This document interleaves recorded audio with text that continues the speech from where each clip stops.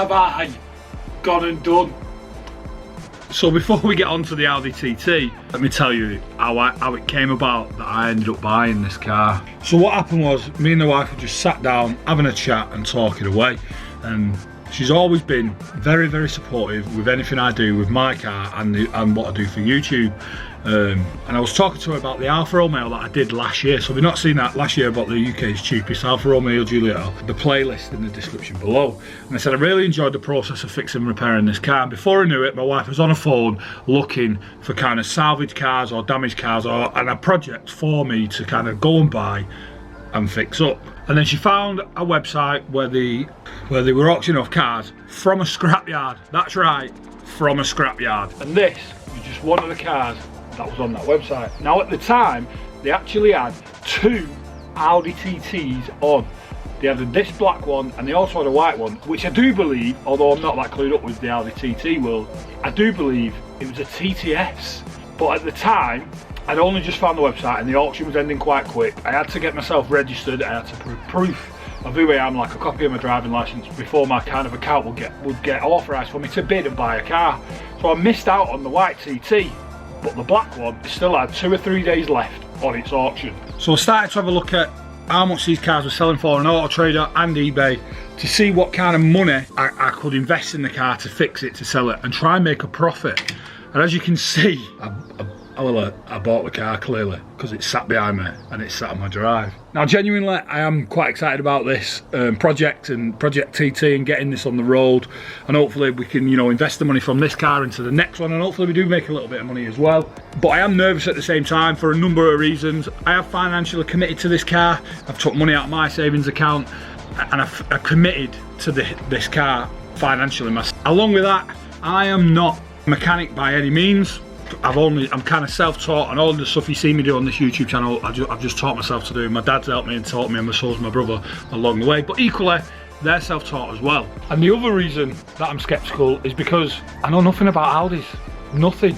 I've never owned an Audi before. I've only ever owned one German car in my time, which was a Volkswagen Bora way back in the day, and this is the first Audi I've ever bought and worked on. I've never worked on an Audi. I don't know much about them or anything about them. But even so, I still thought the car was worth the risk of what I've paid. And we'll get to what I paid for it in a future video. I'm not going to reveal that in this one. Today, we're going to have a look at the car and talk about the car and talk about the escapade that I had of it yesterday when I got home from work. So, let's have a look around this Audi TT. So here it is then. This is a 2007 Mark II Audi TT. I believe the chassis number is the 8J. Correct me if I'm wrong, Audi people, like I said, I don't know, but I believe this is the 8J. When I've had a look over the car last night, I believe this car at some point in its life has been, I think it's been loved and very well looked after. Maybe not recently in its life before I bought it, but before I bought this car, I believe it was loved. And I believe that the person that spec'd the car from new spent a fair bit of money on optional extras. And the reason that I say that, because the German brands like Audi and BMW are renowned for making everything an optional extra. There's the standard joke that if you want indicators on your German car, you have to pay extra for it. And I believe the first optional extra on these cars are actually these wheels. These are not the wheels that you most commonly see on the Audi. You normally see the Audi S-Line wheels on this shaped TT and this era of Audi. I'll find the ones I mean and I'll put them on screen now. But when I've done a little bit of research, what I'm finding is that these wheels are actually made by the company Speedline, and they're a lightweight wheel, and they were an optional extra from new when buying this Audi TT. So that's our first option. The next option we've got then, we'll have to step inside the car. So the next option then that I believe this car's got is these red leather seats. I wouldn't imagine that these were standard specification. I think they actually came with half leather and Alcantara seat from factory, which generally are a really nice seat. These might not be to everybody's taste. I'm not sure at this present moment in time if they're even to my taste, but they were an optional extra nonetheless. And although these seats are red leather, they are not the electric ones, but they do have, or they are heated, should I say. They are both heated leather seat. The next option I believe this car have is this, and clearly this is not a manual, this is the 6-speed automatic. I'm unsure at this time whether it's a DSG or the S-Tronic with the area. I've done some research. I'm not 100% sure whether it's the S-Tronic or it's a DSG. Please let me know in the comments below what it's likely this gearbox is on the car. And if we go a little bit further down here, we've also got Audi's magnetic ride. Now, from what I've done research, this magnetic ride adjustment is like the first era of it for Audi. It's kind of the first generation car to put it in. It's not the most reliable system. I don't know if it works at this point.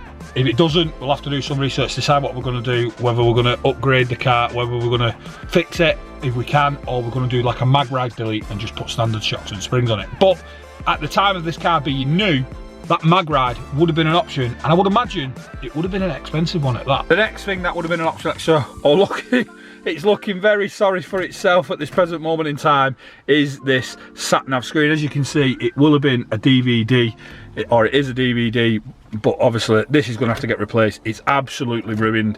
I probably won't replace it with a factory Audi one, if I'm honest. I'll probably try and modernise the car. I'll probably replace it with some sort of Apple CarPlay unit to make the car a little bit more sellable. So along with the automatic gearbox, we also have paddle shift, but just behind the paddle shift we have a third stalk, and this third stalk then is clearly for cruise control. Again, I don't know if it works, but that would have been an optional extra from factory. As you can see then, we've got set, speed up, slow down, we've got cancel, and we've also got resume. Now, I'm a big fan of cruise control, and I'm a big fan of the resume feature that cruise control comes with. Now, I'm imagining that I'm cruising down the motorway, I've tapped the brake pedal, I've had to slow down, and to get back up to speed, I click the resume button. Now, you tell me, Audi people, with this being an automatic, would this car kind of gear down and change itself back up again as I'm going along? Because obviously in a manual car, if I press the clutch pedal, it disengages the cruise control. But with an auto, would it change gear for me to catch back up? Because in a manual, I'd have to leave it in 6, click cruise, and it'd pick up nice and slowly. But this, would it gear down to pick me back up? I don't know. How do people let me know? I'll definitely be trying it out when we get this car on the road. Now, although these seats are generally quite comfortable and I quite like the interior of this Audi, I am going to jump out, and that's mainly because in here it stinks. I think it's a mixture of a couple of things. One of the things, it's been stored in a scrapyard, as I've said. The second thing, it's got these awful little trees, vanilla aroma, 3 of them, air fresheners, and the other smell that I can only describe as, let's say it's very herbal, if you catch my drift, is also in this car. So clearly a job on the list is to get this interior clean. So that is a brief overview of the Audi TT. Now, I think my money's safe in this car. I think I've done it okay. I don't think it was an absolute bargain of the century like the Alpha was, but I do believe that I got this car for a good price, and I think I've got some room to get it on the road, because it does need some work. And I do believe once it's on the road, when I come to sell it on, I will make a little bit of profit.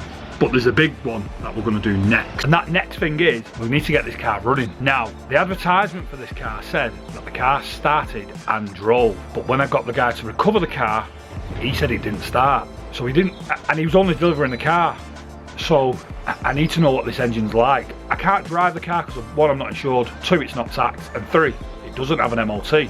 But it did have a flat battery, or what I believe was a flat battery, last night when I got home from work. Now, I wish I'd filmed this because it was a bit of a calamity, but the battery on these TTs, if you know, are located in the boot, and the boot, if you know these Audi TTs, is electronically operated. You know, I don't have a jumper pack. There was no power in the car, so I could not open the boot. There is an emergency release, which we're going to do now. I'm going to go through that process like I do now. So I had to climb through the car, pop the emergency release, take the battery off, and put it on my battery charger. Now, the battery for the charger for the car is here. This is my Clark Intelligent battery, and see, there you go. It is telling me that the battery is fully charged. So I'm going to grab the GoPro. We're going to climb through the car, and we're going to get the boot open, get the battery on, and we're going to see if this scrapyard found bought Audi TT starts. Right, I've got the GoPro. I'm going to climb through the car and get this boot popped, and I'll film the process on the GoPro. Now, believe it or not, you still actually need the key for the car to be able to access this emergency port in the boot. So let's get to it. Things first, let's open the door and pull the seat forward.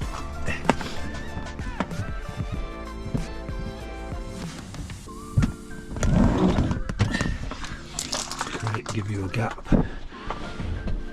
Latch either side.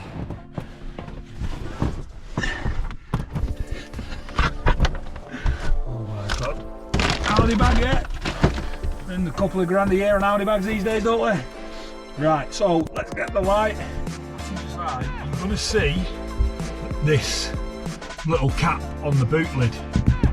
So what you need to do is get your key. If you pop it in the gap, it allows you to just pop out. You could probably use a screwdriver for that and not use the key, to be completely honest. And then just in here, what we need to find in here now is like a black cable. So I'm going to have a fish around with my hands. So I've actually been fishing around, and I believe the cable, when I've googled it again, is attached to this. So if I pull this, the boot should open. Yeah, it's free, hold on.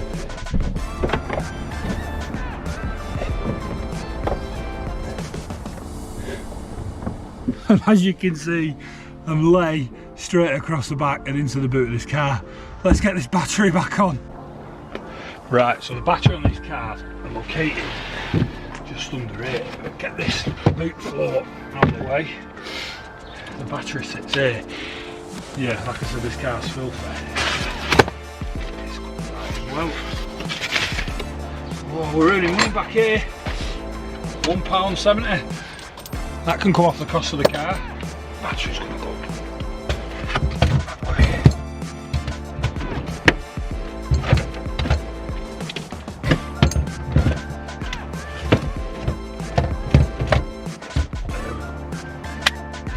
And the negative. Oh, we've got some interior lights. And there's some clicking going on, that's a good sign. Let's get the spanner.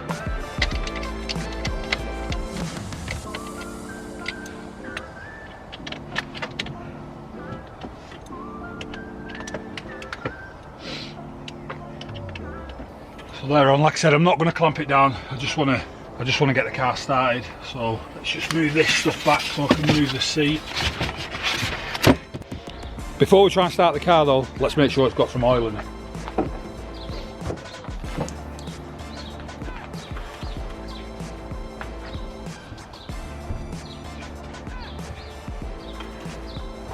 It could do with a drop of oil. I've got some of this in the garage.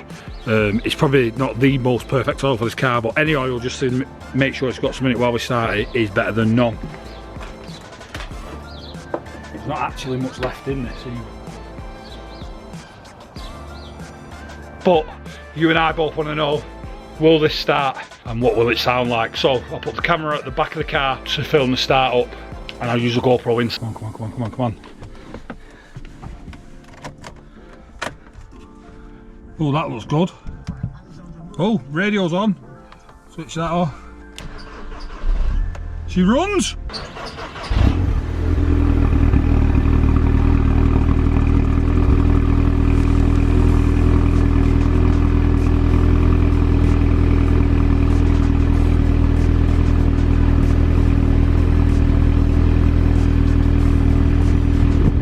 She runs, albeit a bit lumpy, but it has got no fuel. So we have got a few warning lights, traction control and such. Right, so let's finish up this video then. So, I think we've been quite successful. I'll give you a quick overview of the car, what I think of it. I'm really happy with my purchase. We know it runs. I've just put some fuel in it as well. We know it runs. Now, the backstory of this car then, or what I believe the backstory of this car to be. Like I said, I bought this car from a scrapyard. It said that it was a police repossession. My favourite of this car then, my favourite of this car is previous owner. I think the MOT ran out in September, the tax ran out in October. I believe they ran out and they weren't renewed, and possibly potentially if it's not got MOT, it's not got tax, possibly it might not have even been insured either. So the previous owner was running around with these three things all expired and not renewed. I think they then got pulled over off the police, and the police took the car off them at the roadside. Well, my understanding is that you then get around 4 to 6 weeks, I think it is, to reclaim your car. If you don't do that, the police then sell the car on. People like me, hello, step in and buy the car. So I hope you enjoyed this video. This is going to be a little bit of a project. I believe that this car is the perfect start to kind of follow on from the Alpha for a number of reasons. There is 2 YouTubers out there who have been very, very successful that kind of started with a Mark II Audi TT and an Audi TT of this generation. On the next video, what we'll go through is everything that's wrong with this Audi TT, and we'll also give it a nice wash down so we can truly assess what the bodywork's like as well. So I hope you enjoyed this video. Remember, like, comment and subscribe. Comment down below any common faults, anything you think I need to look for while I'm making my way around this Audi TT. Yeah, thanks very much for watching.